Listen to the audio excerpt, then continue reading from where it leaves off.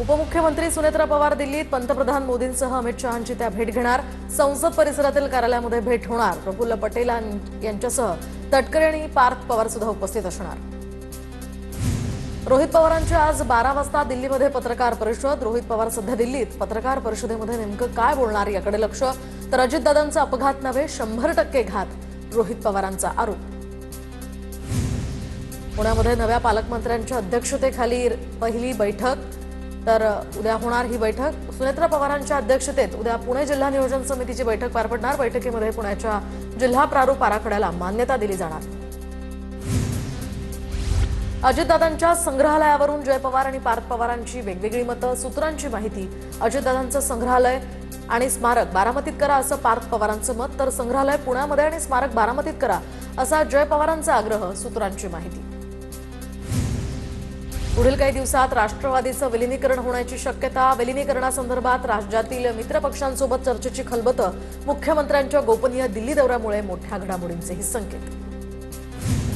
दोन्ही राष्ट्रवादींचं विलीनीकरण झाल्यावर बोलणार, तोवर भाष्य करणं योग्य नाही। मुख्यमंत्री देवेंद्र फडणवीस यांची रोखठोक भूमिका। मुंबई महापालिकेच्या महापौर उपमहापौर पदासाठी आज निवडणूक। महापौर आणि उपमहापौर निवडीची आज औपचारिकता होणार। भाजपचे सगळे नगरसेवक भगवे वस्त्र घालून पालिकेत। मुंबई महापालिकेच्या महापौर उपमहापौर पदासाठी आज निवडणूक। तर महापौर आणि उपमहापौर निवडीची आज औपचारिकता पार पडणार। पदभार स्वीकारल्यानंतर महापौर उपमहापौर हुतात्मा चौकात जाऊन अभिवादन करणार। मुंबई महापालिकेच्या महापौर उपमहापौर निवडीची आज औपचारिकता होणार। मुंबई परिसरामध्ये बॅनरबाजी। मुंबई शहराच्या सुवर्ण अध्यायाची सुरुवात अशा आशयाचे हे बॅनर्स।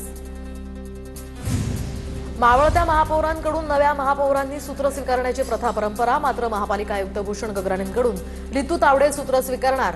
प्रथा मोडली जात असल्याचं मुंबईकरांच्या निदर्शनास आणा। नगरसेवकांच्या बैठकीत ठाकरेंच्या सूचना। मुंबई महापौर आणि उपमहापौर पदासाठीच्या निवडणुकीमध्ये ठाकरेंचे सर्व नगरसेवक उपस्थित राहणार। तर जिथे सत्ताधारी चुकतील तिथे विरोध करा, प्रशासनावर वचक ठेवा। मातोश्रीवरील बैठकीत नगरसेवकांना सूचना। नाशिकमधील अंतर्गत गटबाजीची उपमुख्यमंत्री एकनाथ शिंदेंकडून दखल। रात्री उशिरापर्यंत एकनाथ शिंदेंच्या निवासस्थानी बैठक सुरू होती। एकनाथ शिंदेंकडून प्रत्येक नगरसेवक आणि पदाधिकाऱ्यांशी स्वतंत्र चर्चा। चंद्रपूरमध्ये भाजपचा महापौर बसवल्यानंतर भाजप नेते सुधीर मुनगंटीवारांचे बोलके रील व्हायरल। किंगमेकर चंद्रपूरच्या राजकारणातील धुरंधर चाणक्य अशा प्रकारचे रील व्हायरल। धाराशिव जिल्हा परिषदेमध्ये सत्ता स्थापनेसाठी हालचालींना वेग। तानाजी सावंत गटाचा भाजपच्या संभाव्य जिल्हा परिषद अध्यक्षाला विरोध असल्याची ही माहिती। त्यामुळे तानाजी सावंत गटाला बाजूला ठेवून भाजप सत्ता स्थापनेच्या हालचाली करत असल्याची चर्चा। पुण्याच्या नवनिर्वाचित महापौर आणि उपमहापौरांनी फडणवीसांची भेट घेतली। महापौर मंजुषा नागपुरे आणि उपमहापौर परशुराम वाडेकरांनी भेट घेतली। पुण्यामध्ये भाजपची महापालिका निवडणुकीत एकहाती सत्ता।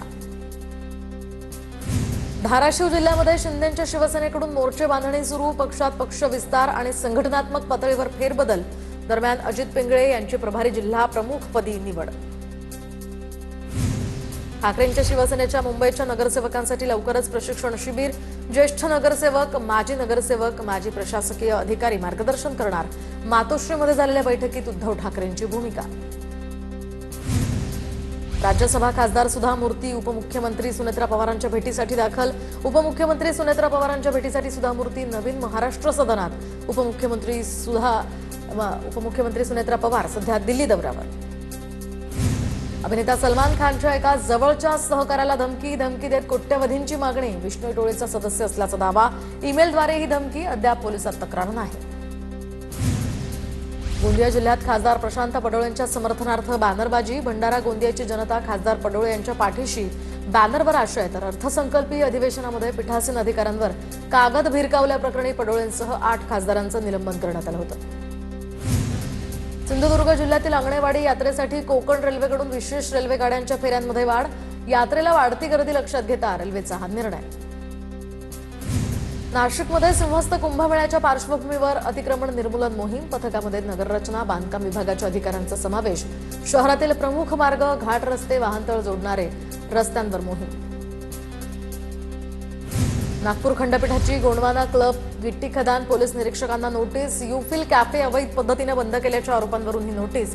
23 फेब्रुवारीपर्यंत उत्तर सादर करण्याचे निर्देश। जळगाव जिल्ह्यात पोलीस शिपाईच्या 171 जागांसाठी भरती प्रक्रियेला सुरुवात. 118 पुरुष आणि 53 महिला अशा एकूण 171 जागांसाठी ही भरती प्रक्रिया राबवली जाते. 9 दिवसात भरती प्रक्रिया पूर्ण केली जाणार.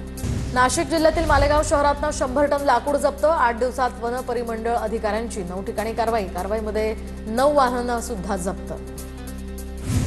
भंडाऱ्याच्या लाखनीमध्ये सेतू केंद्र चालक एसीबीच्या जाळ्यात. 11,000 रुपयांची लाच घेताना केंद्र चालक सतीश मोटघरेला रंगेहात अटक.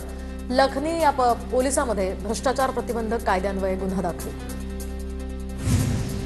धुळ्यामध्ये शेतकऱ्यांकडून मका, ज्वारी, कांदा या लागवडीला पसंती. मात्र गेल्या काही दिवसात ढगाळ वातावरणामुळे पिकांवर रोगाचं सावट. शेतकऱ्यांकडून यामुळे चिंता व्यक्त.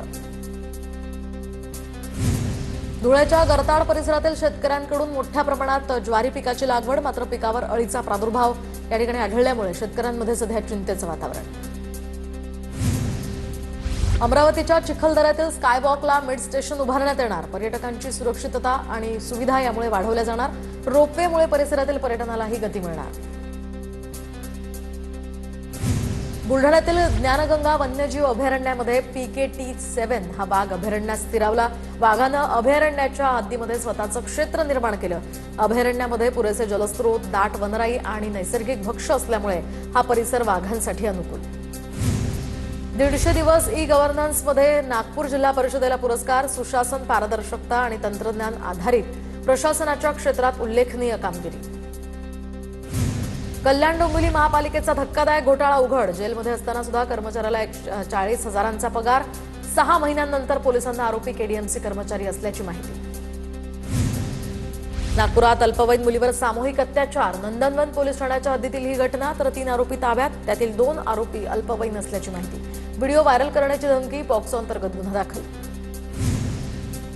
पालघरच्या कळवे रोड या ठिकाणी तांत्रिक बिघाडामुळे हेलिकॉप्टरचं आपत्कालीन लँडिंग. जीवितहानी नाही. सफाळी या ठिकाणी मंगळवारी ही घटना घडली.